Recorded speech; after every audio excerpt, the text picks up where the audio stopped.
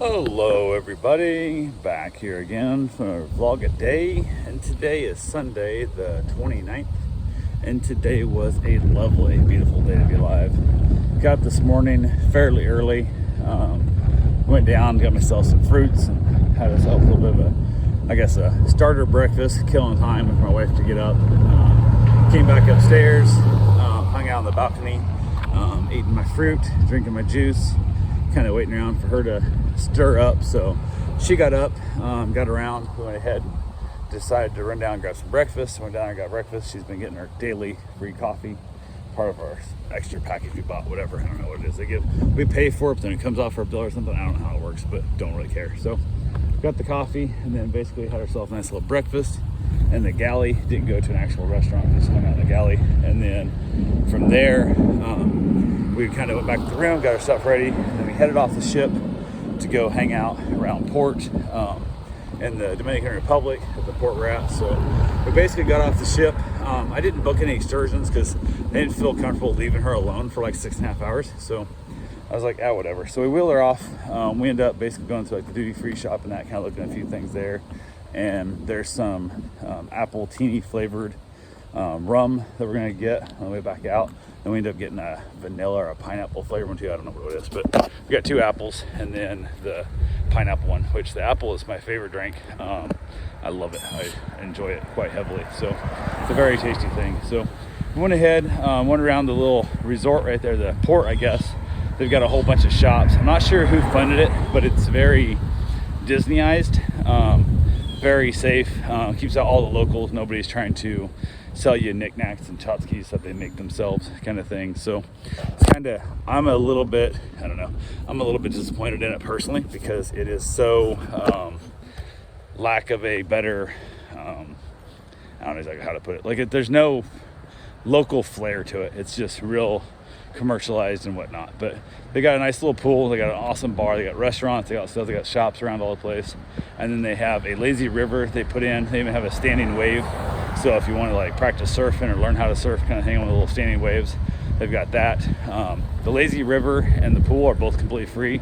The standing wave you got to pay for. But went ahead and found our spot, parked her up there by the pool, found some shade, found some of our friends already there, so there was space for us to get her in the shade.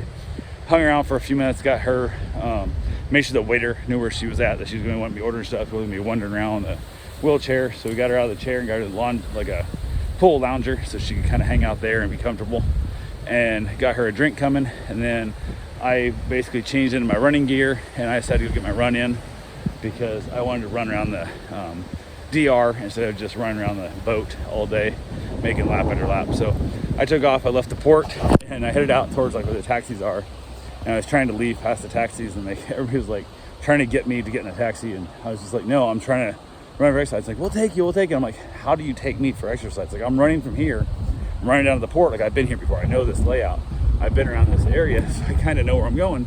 And I'm planning on just running down the coast, and I'm going to come back up through town and whatnot.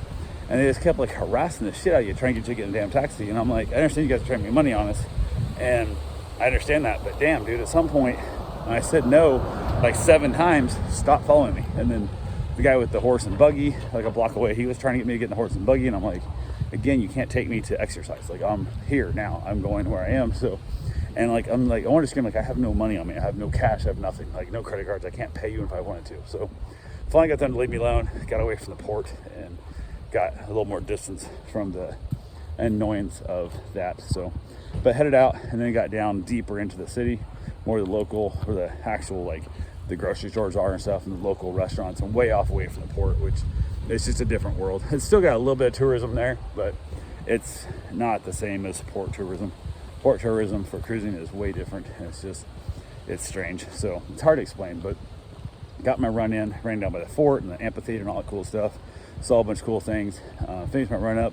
Didn't run too awful far because I want to get back to my wife, so I wouldn't leave her alone by herself so long. Even though, I mean, we had friends there that were kind of watching her, but it's not the responsibility to take care of somebody else either. So got back, checked on her, went and got myself cleaned up a little bit. I went and jumped in the lazy river. It's like a 20-minute float around the thing, and enjoyed that. We hung out for a while, and then the sun kept shifting, so we got to move her pool lounger all over the place. And then We ended up swapping with another couple that they were mostly in the pool and hardly at all on their lounger.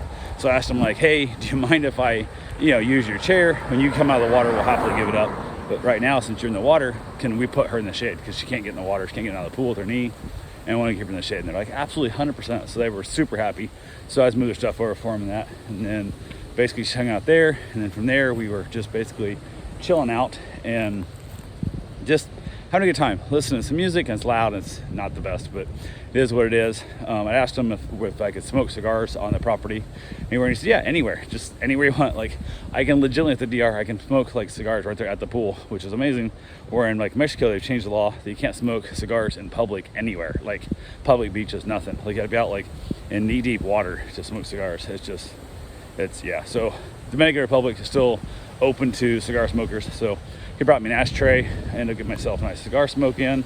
Had a beautiful evening. Had a couple drinks and that, just kind of hanging out for the day. And then she was tired of being on the lounger, and it's a long walk kind of down a real bumpy, crappy, like stone looking sidewalk they put in to get to the bathroom and stuff. So it's kind of a pain in the butt.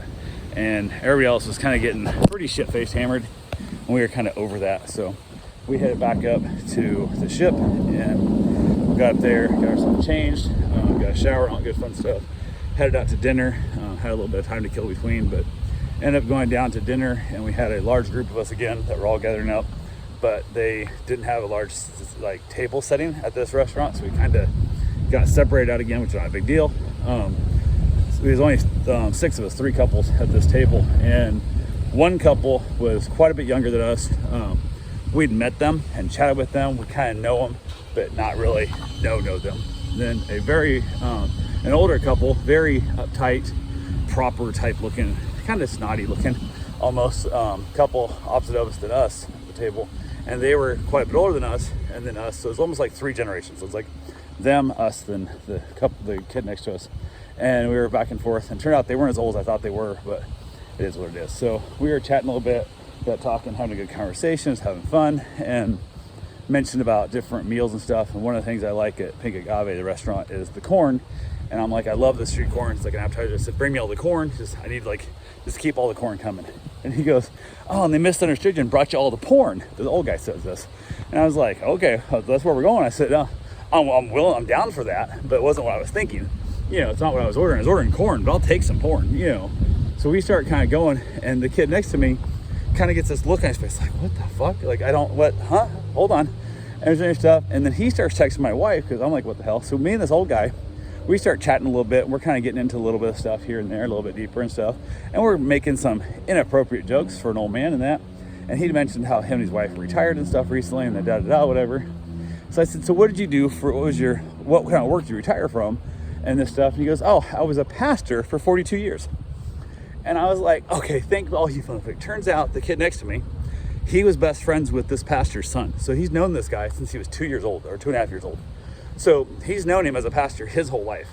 My wife knew the man was a pastor because apparently they'd met earlier in the week on the ship. Nobody bothered telling me this guy's a pastor. And here we are talking about porn. I said, well, to my defense, that motherfucker brought it up. So we are dying laughing. We're having a great time. And in the process of this whole conversation, I give him a little plastic penis that I print on my 3D printer. And the wife laughs. She's like, oh my God, so great, blah, blah, blah. I guess it was like an inside joke between her and her kids about the penises and stuff. So she's wanting to give that to her kid next time they see him, whatever, yada, yada. And I laughed, and they said, oh, do you have an extra one? I said, yeah, absolutely, you can have that one. That one's yours, keep it. I have plenty. She goes, no, do you have another one? And I'm like, yeah, I have plenty. You can keep that one. You don't have to give it back. She goes, no, I need another one. Like, I have 2.